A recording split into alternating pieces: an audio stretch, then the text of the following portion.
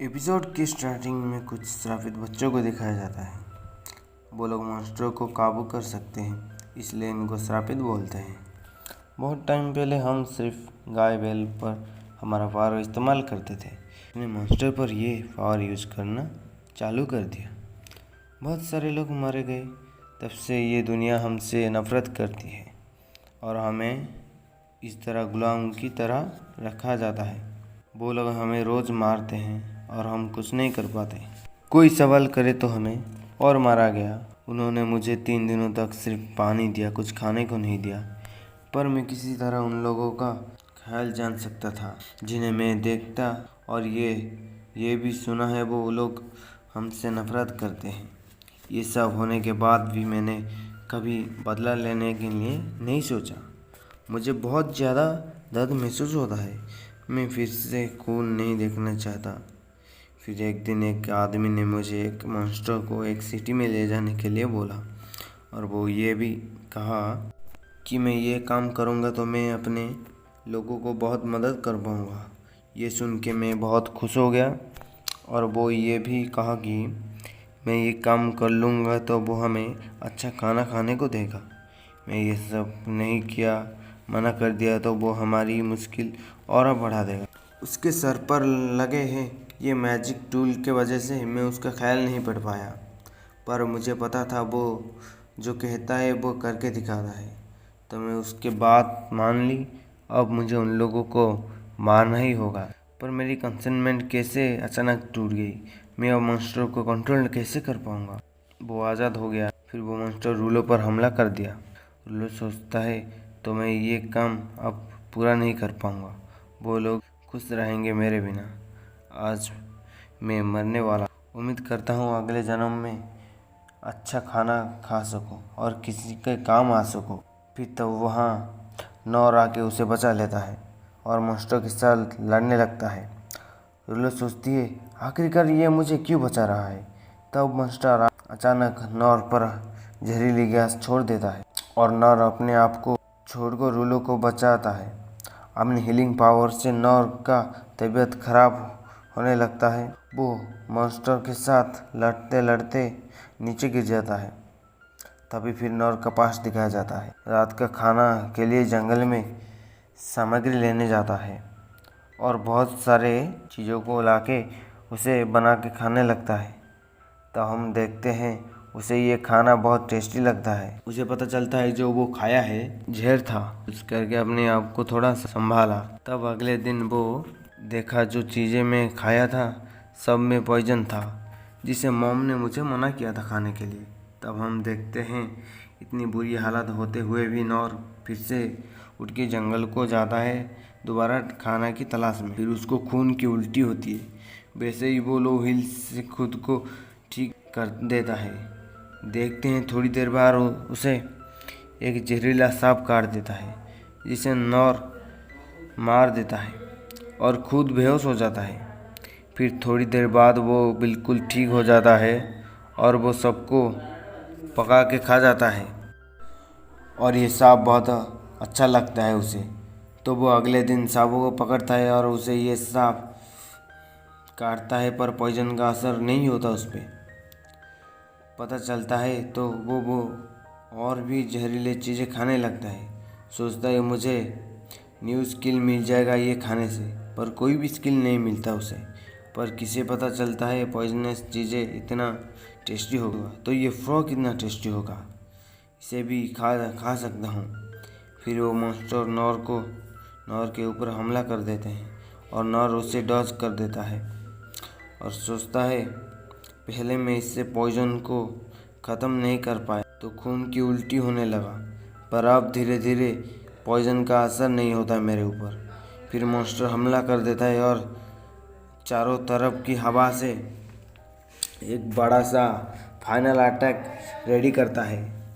जिसे ही poison gas छोड़ने के लिए मॉन्स्टर मुंह खोलता है, नर अपनी तलवार से मॉन्स्टर के मुंह बंद कर देता है। इस वजह से मॉन्स्टर का मुंह फट जाता है। अपने ही जहर से वो खुद मर जाता है। ये तो कितना बुरा हुआ। क्या सिटी के बाहर फ्रॉग इतने खतरनाक होते हैं? ये पॉइजनस फ्रॉग तो बहुत ज़्यादा टेस्टी होगा। तुम ठीक हो लड़के? वो बोलता है हाँ ठीक हो, पर नॉर सोचता है शायद ये ठीक नहीं। बाद में लिली को इससे चेक करने को बोल दूंगा।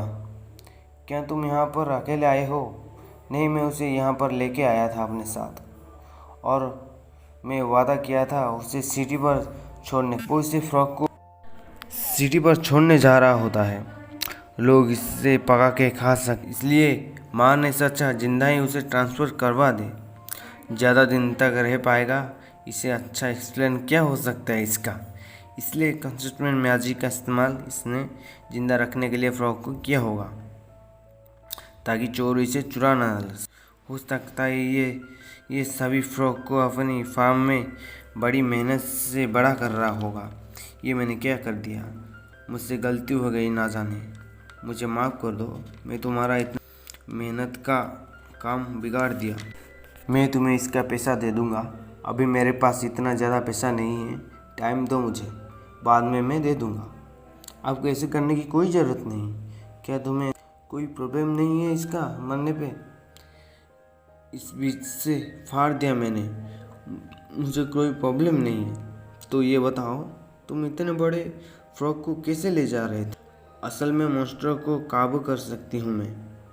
ये तो अच्छी बात है, ये एक स्किल है। ये कोई स्किल नहीं है, मैं इस पावर के साथ पैदा हुआ हूँ। तो ये पावर तुम्हें गॉड ने दिया है?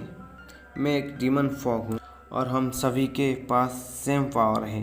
तो इसका मतलब डीमन फॉग एक क्लान, सभी के पास ये एक जैसा पावर है। मुझे भी ऐसी कोई पावर मिल जाता, मैं इसको यूज करके उनकी मदद करके खेतों में काम कराता, मैं चिड़ियों के जरिए लेटर डिलीवरी करता। ये पावर तो सच में बहुत कमाल की है। क्या तुम्हें मुझसे डर नहीं लग रहा है? नफरत नहीं हो रही है मुझसे? ऐसा क्यों होगा? रूलो बताते हैं मेरी पावर की वजह से लोग मुझसे डरते हैं, नफरत भी करते हैं। तुम्हें उन पे ध्यान देना नहीं चाहिए। वो लोग जो भी कहे, तुम्हारा ये स्किल बहुत कमाल का है और यूजफुल है। अगर मैं ये ताकत ले सकता तो ज़रूर ले लेता। क्या सच में लोग के काम आऊँगा मैं? लगता है इसके साथ बहुत बुरा हुआ है। फिर नॉर रूलो को सर पर हाथ रख कर देता है। तुम जैसे चाहो वैसे लोगों की मदद कर सकती हो। फिर वहाँ लिन आ जाती है। मास्टर क्या आप ठीक है? आपको हील करना पड़ेगा। मैं बिल्कुल ठीक हूँ लिन। तुम्हें बता दूँ, जहर मुझ पर असर नहीं करता, ये इम्पॉसिबल है। ये मॉन्स्टर का पॉइजन बहुत असरदार था। ये इतना ख़तरनाक था कि पूरी दुनिया को ख़त्म कर सकता था। जो भी इसके आसपास आएगा जहर का, वो बच नहीं सकता। सिर्फ एक पॉसिबिलिटी है, वो है सीक्रेट स्पिरिट। वो बहुत ज़्यादा डिटर्मिनेशन से ट्रेनिंग करने से मिलता है। आप अपनी बॉडी को प्यूरिफाई कर सकते हैं, जख्म को भर सकते हैं।